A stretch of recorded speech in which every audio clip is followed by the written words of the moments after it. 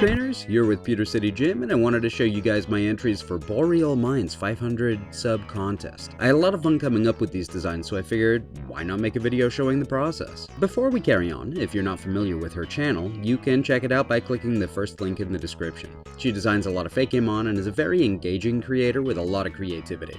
If you like my stuff, you're gonna love the things she makes, I guarantee it. Go take a look at her channel if that sounds like something you'd enjoy. Speaking of channels, if you enjoy Pokemon and Fakemon content, it would be awesome if you could drop a like and maybe consider subscribing. I do a lot of Let's Play content, Fakemon videos, and other Poke-related stuff, so if that sounds like your jam, please, you are very much welcome here. Anyway, the competition was to come up with Pokemon to inhabit the Jermanzburg region, which is based on Germany. To be honest, before starting on my entries, I wasn't super familiar with German folklore, so checking out various tales and legends was really fun. There's such a rich history to draw from that I probably could have come up with a Pokedex worth of entries. But as I'm just one man, I limited myself to 2. Also, the script is being written like a month before the contest deadline, so I have no idea if either of my designs won or not, but I had so much fun coming up with them, I figured why not share them anyhow. Let's head over to the lab and I'll talk about where these monsters came from and share the designs.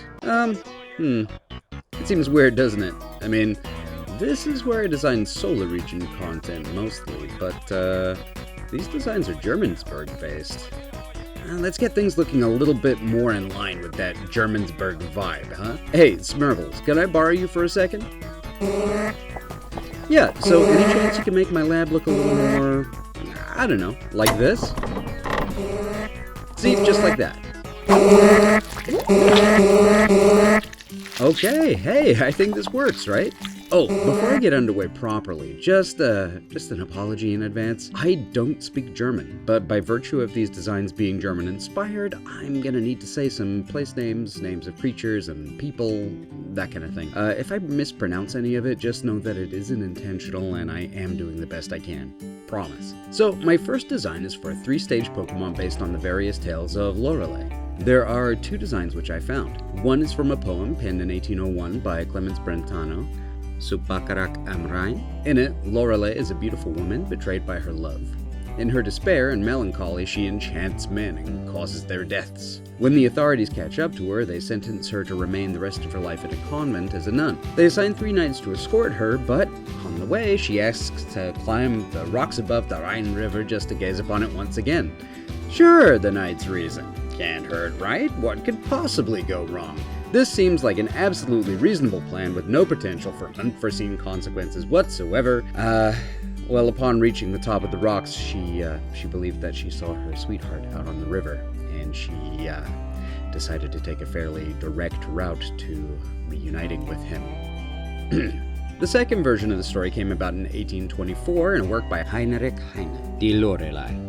In this story, instead of being a jilted lover, Lauralee is a siren who sings a song so haunting that sailors who hear it are entranced and steer their boats into the rocks, meaning a watery demise. In some additional reading, I saw her described as a nymph or a nature spirit also, but that does seem to be a less common interpretation. The rock that's central to both these legends is a massive slate rock that towers above the Rhine River.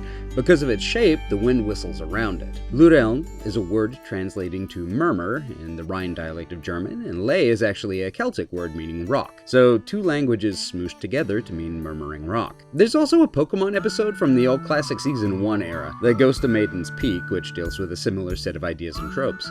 It turns out to be a Ghastly though. Oh, sorry, spoilers for a 20-year-old episode. So anyway, I knew I wanted to create something along the lines of Rald, Scoffita, and Hatena lines, leaning into the siren aspect because it's such a fun mythological creature. Plus, Siren's song ties in well with the idea of a murmuring rock, so that's what I created. A murmuring, or more accurately, crying rock. The rock that I used though was Salt. Knackley, the little Minecraft creature from Generation 9, has shown us that Salt is considered a rock in the Pokemon world. I mean, it is a mineral after all. Salt? Crying? Well, that led me directly to the idea of tears. Tears are salty. Plus, the Rhine River, where the inspiration for this critter began, is, unfortunately, kinda polluted now, with one of the main culprits being, you guessed it, salt. Instead of a love story, I decided that this little siren blob is weeping due to the pollution destroying its riverside home. I also made its body a teardrop shape just to drive the point home. It's a sad girl. Colors are gentle pinks and whites. I wanted the salt gathered around its base to be pink. Pink salt is definitely a thing. And Lauralee is said to wear white. Pretty simple, and I had a lot of fun coloring the salt crystals. Meet Flassals, the salty siren Pokemon. Flassals are found on the banks of Jermanzburg's largest rivers. The tears they cry gather and dry, covering their feet in salt crystals. If they are near clean rivers, they cry less. The name comes from Fluss, which is German for river, and Salz, which is German for salt. Pretty simple. The middle stage is very much that middle, awkward evolution you see in similar lines. I made the hair into big teardrop shapes, along with a similar shape for her little arms, which she has raised up to her chest as she learns to sing. I was thinking of choir singers and nuns when designing this stage. She doesn't have her full siren song powers yet, but she is figuring them out. Colors remain the same pretty much throughout the line. And here's Flassong, the salty siren Pokemon. Flassong are known for their beautiful but incredibly sad songs. They mourn for their river habitats, which are so often polluted. For the final stage, I wanted full-on siren energy. She's still a sad girl, but kind of fabulous with it. A long flowing dress covered in diamond-like salt crystals. Or, you know, rhinestones. Because the Rhine River and the glittery... You know, never mind. She has a little flair to the hair, too.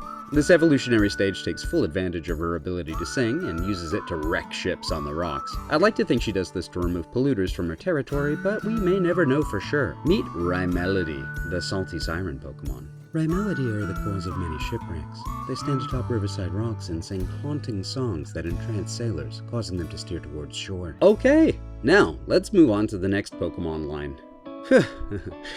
Depressed nature spirit sirens who cause sailors to crash their boats. Dark, right?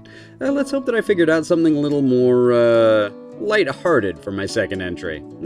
Something a little more cheerful, right? So anyway, Naxera are creepy mixtures of zombies and vampires from German mythology. People who died before their time can become these monsters. They're also tied to sicknesses and plagues. They are said to leave their graves and feast on family and acquaintances. Also that they can turn into pigs, and if they get hungry enough, they will chow down on themselves to save their own appetites. They can't transfer their monstrousness to you though, via biting or scratching or anything, so they aren't likely to cause any kind of world-ending apocalypse, but they're still pretty cool.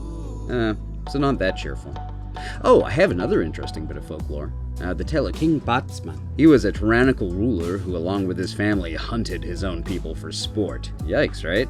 He and his 6 family members were cursed and turned to stone. In fact, the mountains of Bagdaskaten are said to be them.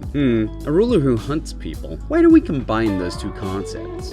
Maybe King Batsman and his family were Naxera all along, looking for their next meal among the peasants they ruled with an iron fist. Stone in the Pokemon world can be alive.